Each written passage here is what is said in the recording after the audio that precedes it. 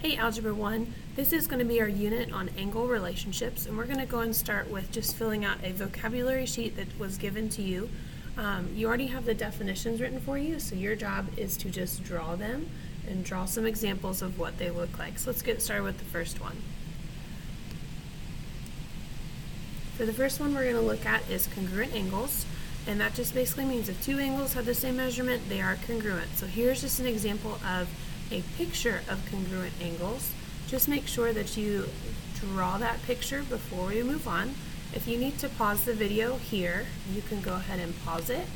If not, let's go ahead and go on to the next slide. So for adjacent angles, those are just adjacent angles are angles that share the same side and the same vertex. So if we have this example here that we're drawing, 1 and 2 are adjacent, and 2 and 4 are not adjacent. They're actually going to be vertical, which we'll talk about next. So you have examples like 1 and 2, 2 and 3, 3 and 4, and 1 and 4. Those are all adjacent because they share this common side. If you need to, go ahead and pause the video here so you can draw the example, and once you're done, click play. For complementary angles, those just are two angles whose measures equal 90 degrees. So here are two examples of complementary angles. Pretty cut and dry with this one. Let's go ahead and pause the video here so you can draw two examples, and then once you're done, click play. The next one we have is supplementary angles, and it's similar to complementary, except supplementary measures up to be 180 degrees. So again, here are two examples, both with numbers and both just two angles, to show what supplementary angles look like. Again, let's go ahead and pause here so you have time to write or draw what supplementary angles look like, and then click play when you're ready to go on. Vertical angles are angles that are opposite of one another and they intersect. They also are congruent. So for instance, 2 and 4 are vertical, and then we have 1 and 3 are vertical. Okay, so I would maybe add, once you're done with the drawing, write angle 2 and angle 4, and then angle 3 and angle 1. So let's go ahead and pause here for a little bit to copy down and draw the example of vertical angles, and then once you're done, click play. The next thing on our paper is perpendicular lines. Those just have two lines and they intersect to make a 90-degree angle. So again, here's your picture drawing that you can put in your notes. Let's go ahead and pause the video here so you have time to draw, and once you're done, click play to go on. Skew lines are a little bit different. So skew lines can be found maybe in the same picture, but they are never going to intersect because they lie in different planes.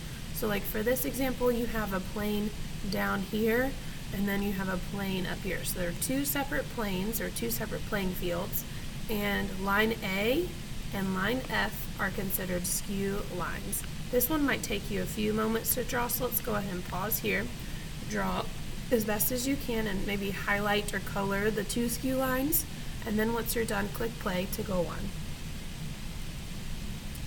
The next one we have are parallel lines. Parallel lines, they're in the same plane, they do not intersect, they have the same slope, and they also could be vertical lines too. So here are two examples of parallel lines. Let's go ahead and draw that in our notes. Again, pause here so you have time to draw, and once you're done, click play. For transversals, this is basically two parallel lines with another line through it, and that line through it is called the transversal. So again, let's go ahead and pause the video so we can copy down what a transversal looks like, and then click play when we're ready to go on to the back side.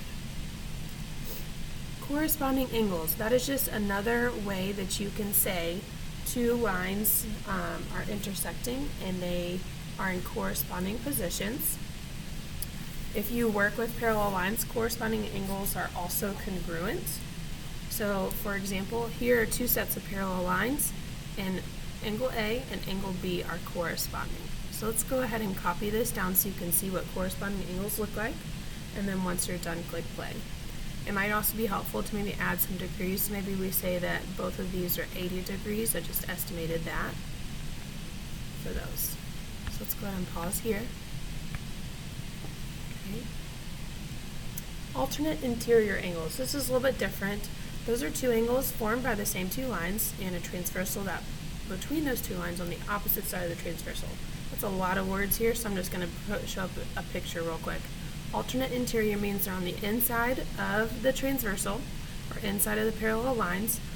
They're like in catty corner or kitty corner, however you say it, areas, but they still are equal to the same degrees, so they are still congruent. So if we maybe say that angle A is 120 degrees, angle B will also be 120.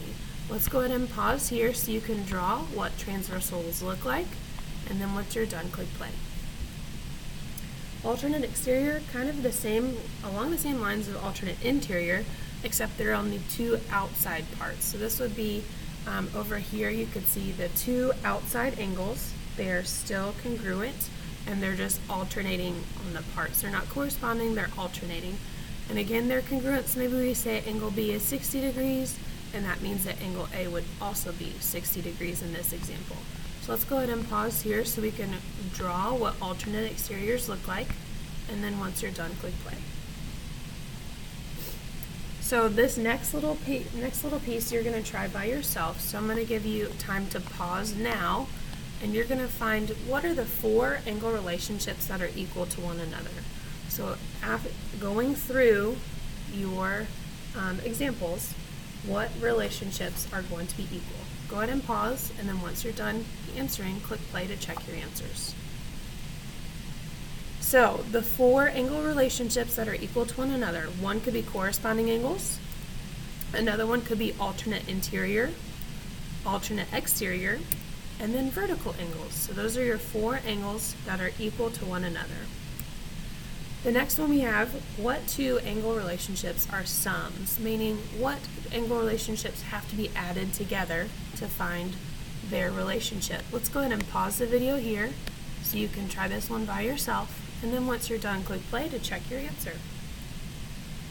So the two angle relationships that have sums are complementary, that's when they're added to equal 90 degrees, and supplementary, those are added to equal 180. The last two things we're gonna look at on the board is the triangle inequality theorem. This is just basically meaning anytime you add the lengths of any two sides, it's not going to be greater than the third side, or the third side would be greater. So this would be just a good example for you to draw in your notes and then write. And if you possibly wanted to give like A, maybe say A is 3, C is let's say 12, and then B is 8. I just made those numbers up. They probably don't work according to the Pythagorean theorem, but if you add those, they should be, the two sides added together should be bigger than that third side.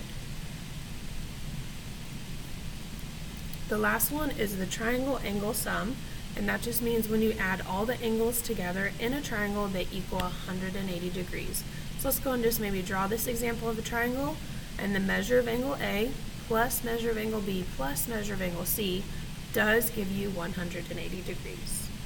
Okay, that's going to conclude our notes for today. The next thing you're going to get is a worksheet to help you solidify what you've just learned on angle relationships and pairs, and we will be going on tomorrow with how to find missing angle measurements. Thanks for tuning in.